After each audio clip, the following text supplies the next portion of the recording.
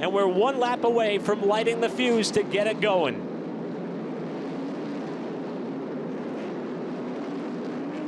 Well, the weather may have been just about the ultimate variable over the course of the last 24 hours, with these drivers having to qualify on a racetrack that was washed clear of the rubber they had built up in the day prior. A lingering mist delayed the program ever so slightly to start the day, but we're going to start right on time. The Pro Late Model portion of the Throwback Classic, presented by FloRacing, is about to get underway. The HendrickCars.com pace car heads to pit road. Spencer Davis leads us through the iRacing start zone, and we're underway from Hickory. Peek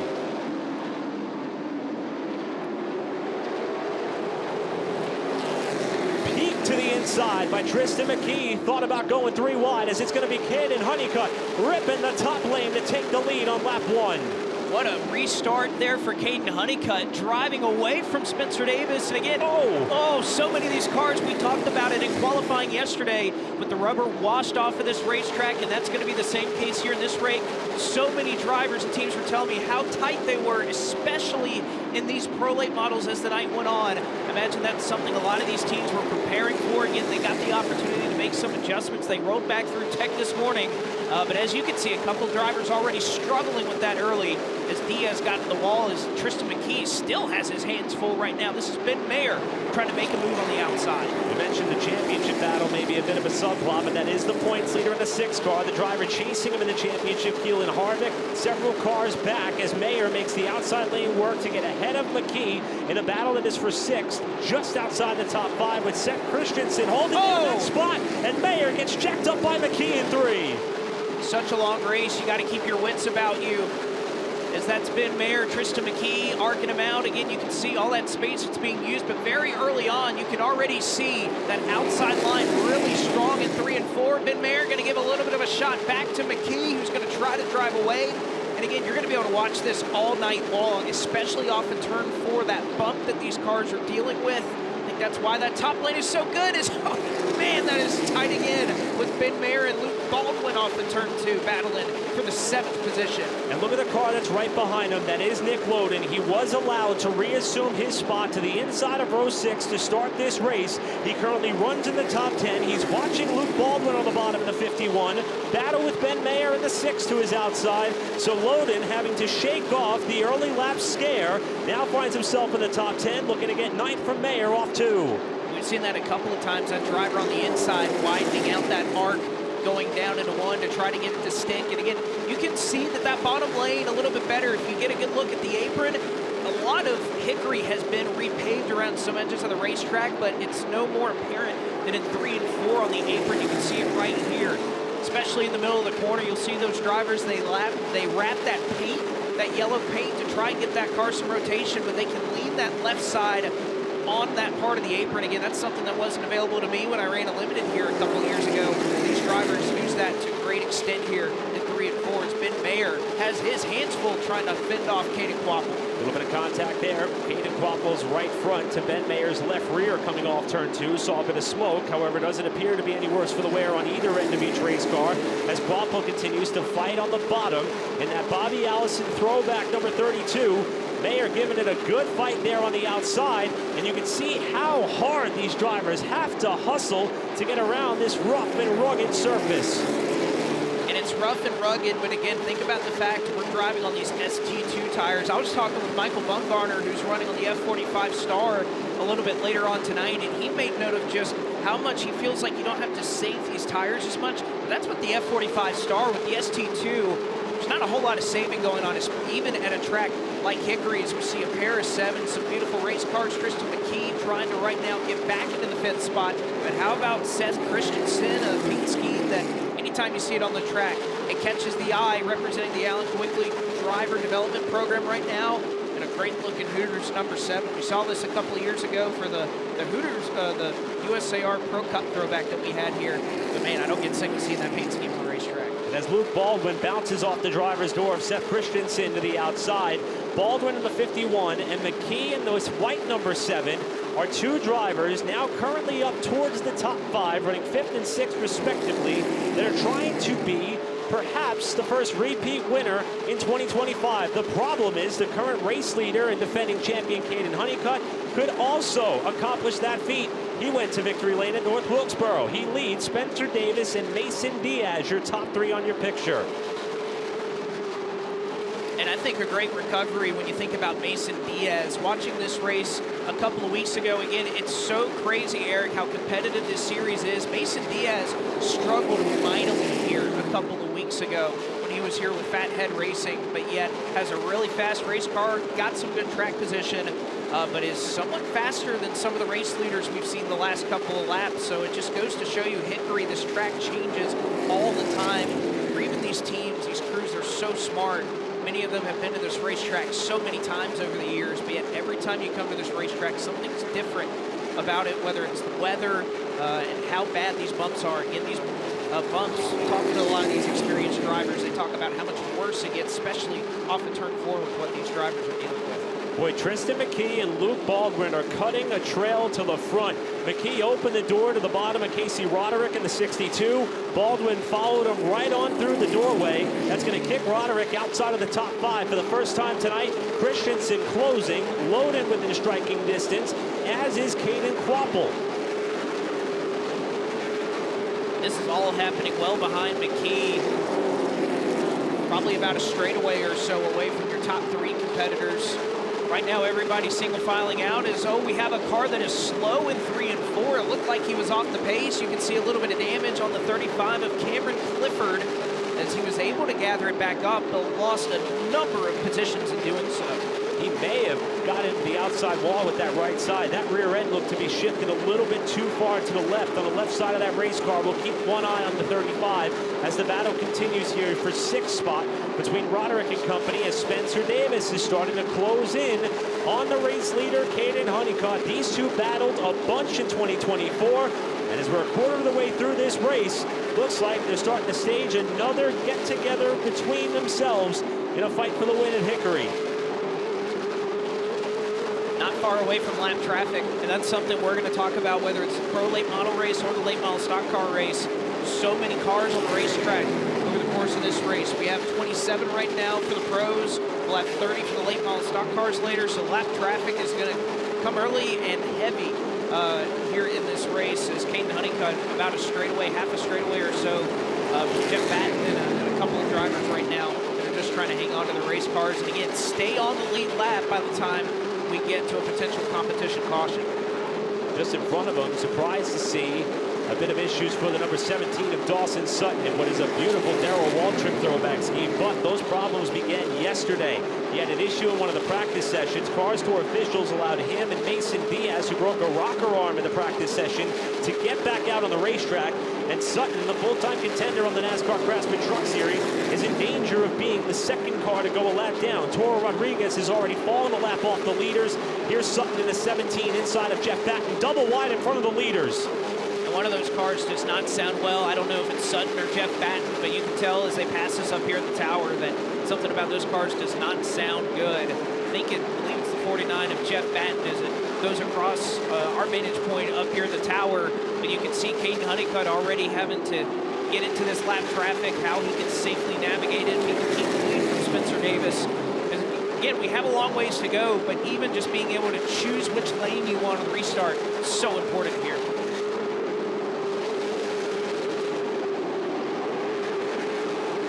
So here is Caden Honeycutt, still in front by about a car length, ahead of the number 96 of Spencer Davis. And keep in mind that number 17, again, in that Darrell Waltrip throwback machine, is Dawson Sutton. He is currently the last car on the lead lap and trying to hold on with a competition caution on the horizon as they close up on Dylan Gardner just ahead of him, with Davis trying to close. Not a ton of fall off with these cars. It's been about 0.6 of a second or so. Honeycutt just launched with a 14.8 start of this race. They're down 15.5s, 15.4s at this juncture of the race.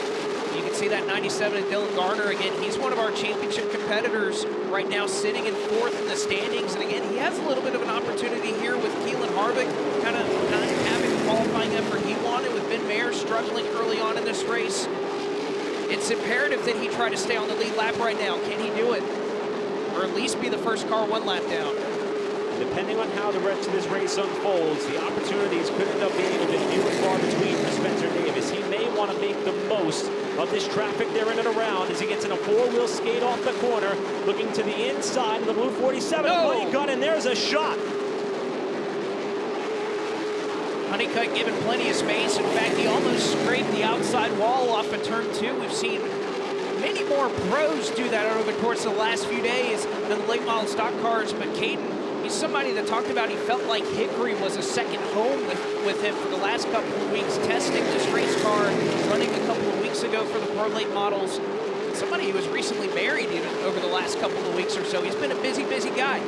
The on-track life has been good. The off-track life has been good. Life in general has been good for Caden Honeycutt, who's also trying to keep himself in contention for a title in the NASCAR Craftsman Truck Series for Nice Motorsports. New third-place runner Tristan McKee in that white 7 car has gotten around Mason Diaz as we check back in on the leaders with 40 laps complete, just about working our way to what could be the competition caution should this race can maintain this green flag presence at the end of this lap. And there it is, 40 consecutive green flag laps for the Pro Late Models, and we see the competition caution for the late model stock cars. It will be 45, but Caden Honeycutt has rattled off 40 straight green flag laps. And for the first time tonight, Brandon Willard shows us the yellow silk. Report from James Pike, radio on the 47 crew. Watch the weather. May have to be aggressive here. There could be some more mist in the area. Through the iRacing restart zone they come, and Honeycutt was ready to fire off the jump. He's clear of Spencer Davis for the lead, who slots in line behind him with McKee peaking low for second. And again, if that's going to be a concern, it's only 10 more laps until this race is official, and you can see the aggression. They feel like they may be racing for $30,000 right now. Here comes Tristan McKee looking for second. Davis trying to hold him off. That's allowing Honeycutt to gain a little bit of breathing room behind him. Luke Ball with the 4. Diaz back to 5th. Roderick in the orange 62, poking the nose to the inside of Diaz to try to get back to the top 5, but to no avail.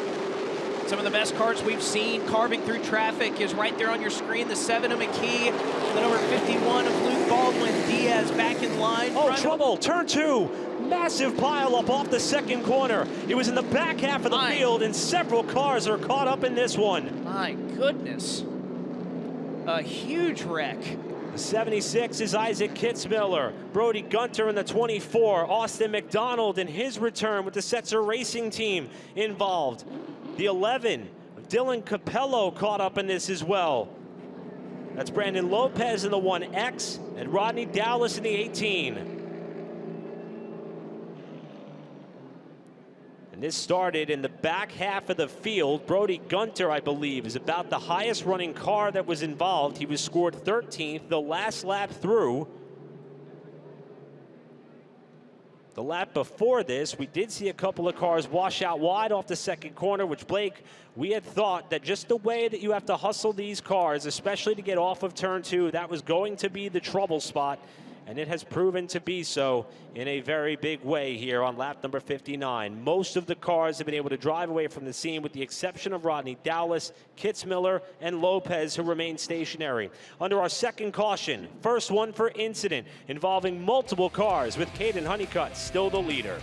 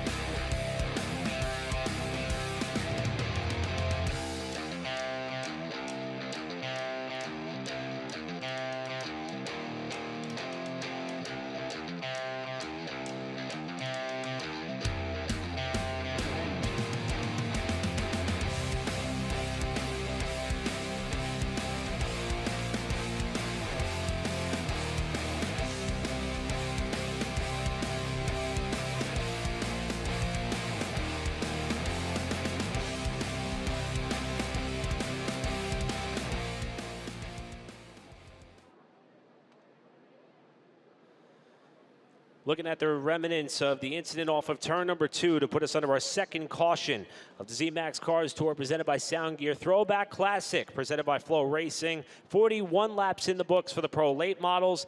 And you see the Caraway winner Brandon Lopez in the 1X Throwback. And the number 76 of Isaac Kitzmiller throwing it back to when Bubba Wallace earned his first career win in a late model stock car. Now being hooked to two of the wreckers here on the back straightaway, with the track crew working diligently behind him as race leader Caden Honeycutt watches on. And coming at a crucial time right now, we heard that radio transmission that James Pike updated us with about what may be coming.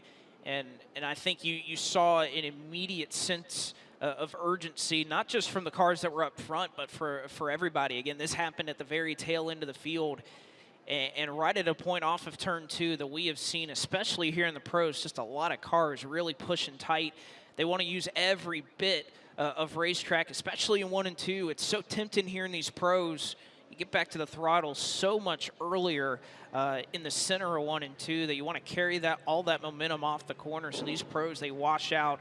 We've seen already a ton of scrapes of the wall. I mean, the wall looks completely different than it did earlier today with cars that have brushed up against it off the corner. And just unfortunate to see a big accident here. But we did see that 97 of Dylan Garner. Again, he was able to stop. Come to a complete stop before he was involved in that one. So this is doing a good bit to help him in his championship bid. This throwback scheme that we're watching now being told back to the Bryson Lopez team. The number 1X is a throwback to longtime chassis builder and designer Steve Levitt. And even though Steve spent several years working for NASCAR Cup Series teams handfuls of decades ago, he's an integral part of the legacy and manufacturing of grassroots racing, and he's actually one of the people behind what was the inception and the sprouting of Fury race cars. And as we touched on, Isaac Kitzmiller, who had to start at the back of the field because he wasn't here for qualifying, and for good reason. He's the leading ARCA Menard Series East points leader. He had to go to Newton, Iowa last night to run at Iowa Speedway, had a solid run there, hopped on a plane to head on back over here to Hickory to try to run this race in this car. And unfortunately, even though he was methodically working his way up through the field from what was a 26th place starting position, wrong place, wrong time. And so unfortunate for him. Again, didn't get the track time yesterday. Was here earlier in the week to be able to do that. We're coming back to green through the iRacing restart zone. 59 laps to go, and with the second straight restart, Caden Honeycutt launches from the inside of the front row. Davis washes a little bit wide as they come off 2. We're side by side for 3rd. Those 2 cars running in 3rd, the 7 of Tristan McKee, the 51 of Luke Baldwin. They've been so good at being able to work and maneuver their way through traffic here in this race. They're finally up with some of the other fastest cars that we have here on property. Baldwin able to clear from the top spot. Roderick almost putting Mason Diaz 3 wide into turn number 3. Diaz trying to slide up into the tire tracks, and Caden Quapple in the 32, who just cracked the top 5 for the first time in this race, as Davis has a look for the lead in 3. Honeycutt slams the door shut. Second time there's contact between Honeycutt and Davis for the race lead. We've seen a lot of these leaders. They've been able to make that second lane work. Let's see how Spencer Davis can try to get around this 47 Dustin Bryson throwback here for Caden Honeycutt. Into 3 and 4. Oh, trouble behind them. Mason Diaz gets tagged and spins in turn 4, and everybody's able to get by. Diaz, who started up in the 4th position, had lost a couple of spots on the last restart. And he got tagged going into turns 3 and 4 to draw caution number 3. And a tremendous job that Mason did there to keep that car out of the fence. Gets turned, you can see he hits the throttle hard, keeps that car out of the outside retaining wall. And a tremendous job by the rest of the field recognizing that, going low, going high to avoid that spinning car. So it could have been a much bigger incident, but a job well done there for Mason Diaz, who goes for a little bit of a spin. And Eric, I think you can see it right there on our camera. There might be some moisture, but it's brought a good bit of precipitation along with it, as there is a live look at some of the raindrops falling in the pit lane. But again, this is pretty much the first rain we've seen today.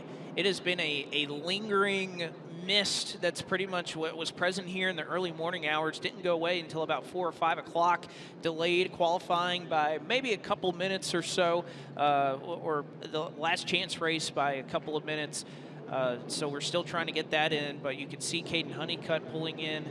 We hope that this is just exactly what it is, a little bit of a light mist, because the track crew and this track in general, again, we were here a couple of weeks ago for the Pro Late Model race, and they did a tremendous job drying this racetrack quickly. So any moisture that has accumulated, I tell you, it's not a huge racetrack here, and you would think with all the crevices, all the uniqueness to this racetrack, if you want to call it that, would make it one where it would be difficult to dry. That has not been the case that I've seen over the last couple of weeks here. Last night, it was a torrential downpour that came through the speedway, and the track knew exactly what areas were going to need additional attention in order for us to try to get back on task with getting qualifying in.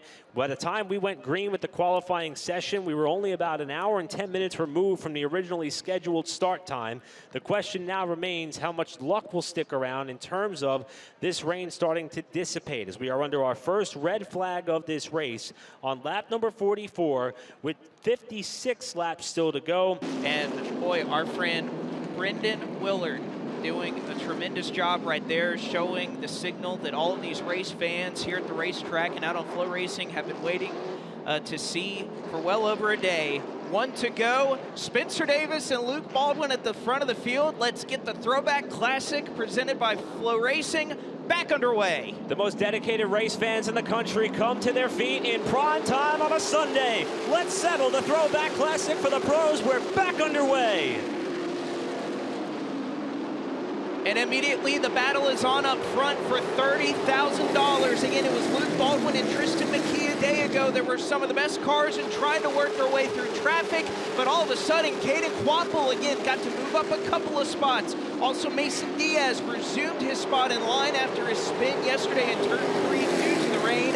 He's back in contention as well. That's Diaz in the black car, 5th in line, is now McKee in the white 7 alongside of Luke Baldwin in the Rick Ware Racing number 51. Rick is here tonight, even in what was a cup race at Iowa earlier on in the afternoon, cheering on the organization to see if they can get their 3rd win of the season, and Luke's 2nd as the battle continues behind him with the points leader Ben Mayer in the 6th, looking low on Casey Roderick.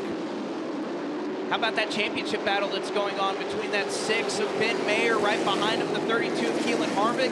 This is the 32 of Caden Quapple, though, in that battle for 4th that's going on. Diaz, again, he had kind of been falling back. He had been struggling. But I think with a couple of these changes and the fact we have a brand new racetrack here, going to help some teams more than others. And right now, Diaz fending much better than he was as we neared the halfway point of this race yesterday.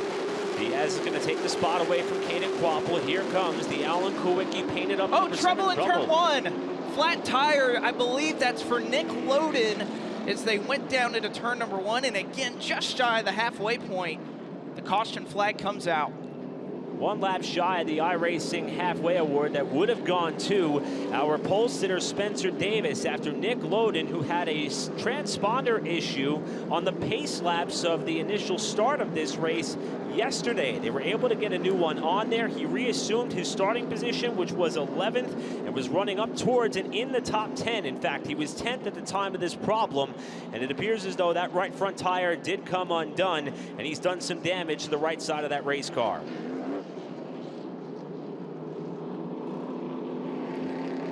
The team is going to work on that car. His father, Andy, a multi-time track champion here at Hickory Motor Speedway.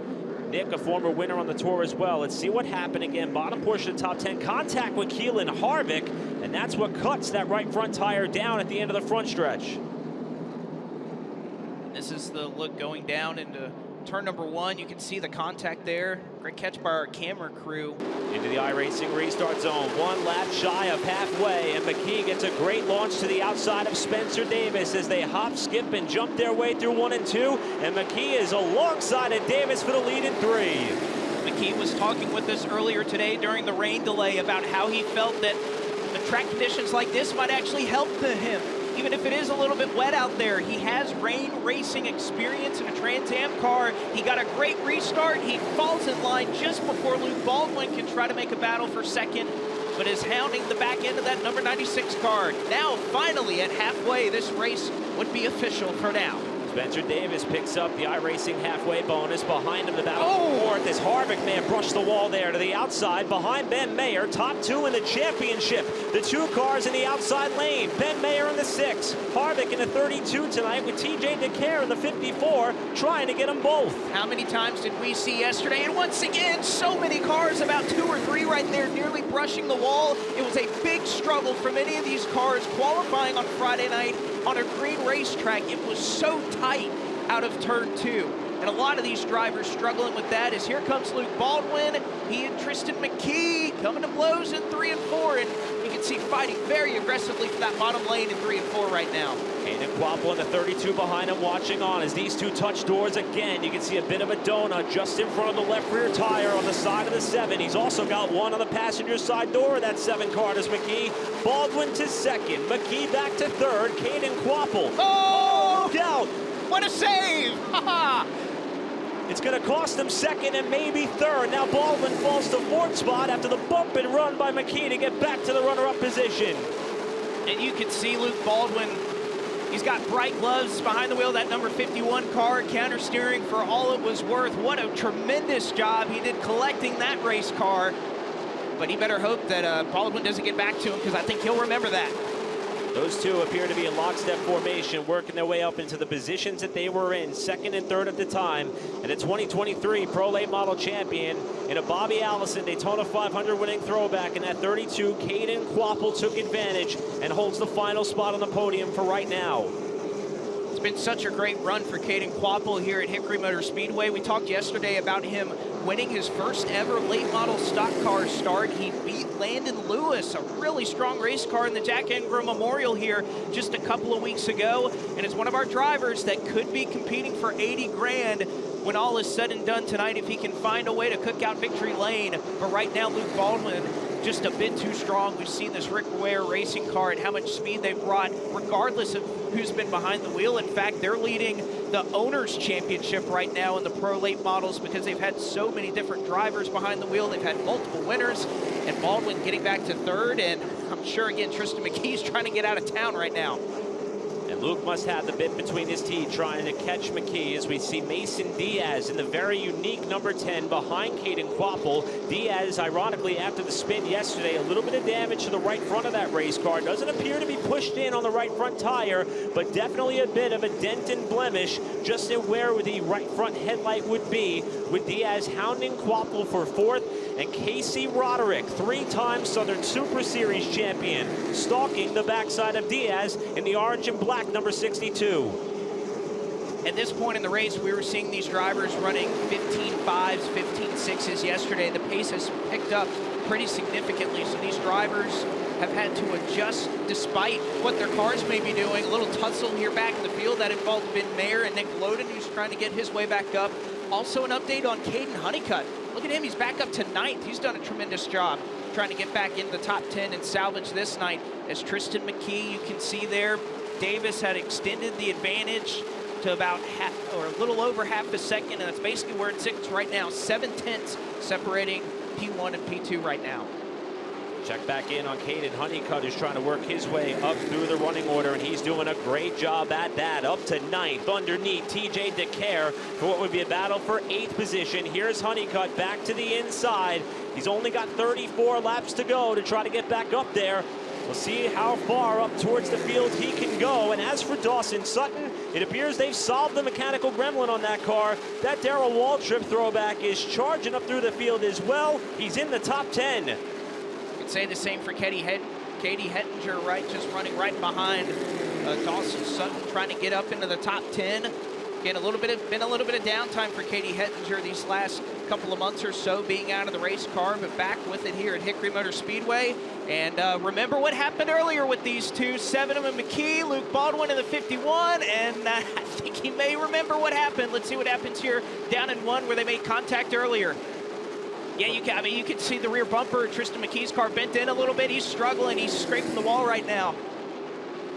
And They've lost about 2/10 to Davis, who opens up the lead to about a second. 30 laps to go. Davis in some lap traffic, as now Baldwin gives a nudge to McKee off turn 2 to get back to the bottom side for second spot. I think McKee struggling was going to be smart there. Oh, man, you can see, just look how high Baldwin got. You can see him struggling as he was trying to gain grip in that car. The outside line, again, we see the moisture that is on the outside retaining wall. There's still some weepers on the racetrack, so you move a little bit out of that second lane. You can see how slick it is. Baldwin had to hang on and now sets its sights on Spencer Davis, 1.3 seconds ahead, but Davis, along with many of our front runners, you can see right here, having to deal with some lap traffic. And as they go around the outside of Brandon Lopez, who again was third in points to start the night and is trying to continue running to make up ground. Well, a quick look at where the championship leaders are running. Ben Mayer back in 13th, Keelan Harvick 17th. The points are going to have a big shakeup tonight, but everyone's got their eye on the prize, and it's going to be about 25 laps away from seeing who gets $30,000 with Spencer Davis, the race leader. And last time by, both your top two in clean racetrack, they were matching each other in terms of lap times, but a lot of close battling going on here. How about Casey Roderick, somebody that has kind of been lingering outside of the top 5, finally cracks up into it here. Oh man, Honeycutt got high there off of turn 2. He's carving his way through the field. If Honeycutt could get a caution here, he could get up a couple of rows. And Diaz, once again, you can see just a little bit high in that second lane, how slick it is. A little bit of contact there between he and Christensen.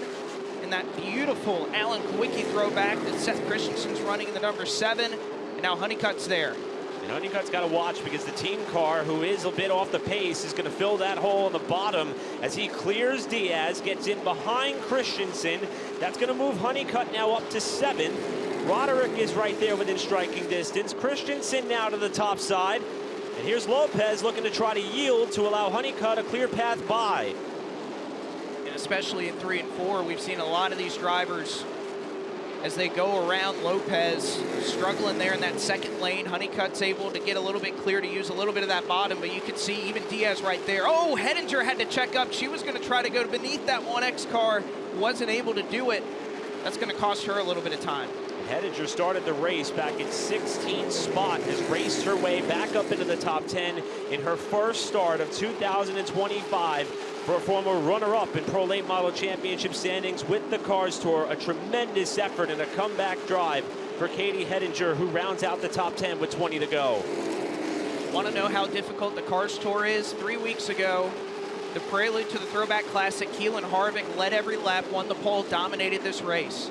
He is now in 17th. He has continued to slide and fall back in a race where we thought, Eric, he may be poised and set up to take the championship points lead, and yet he may be in danger here in a couple of laps of going a lap down.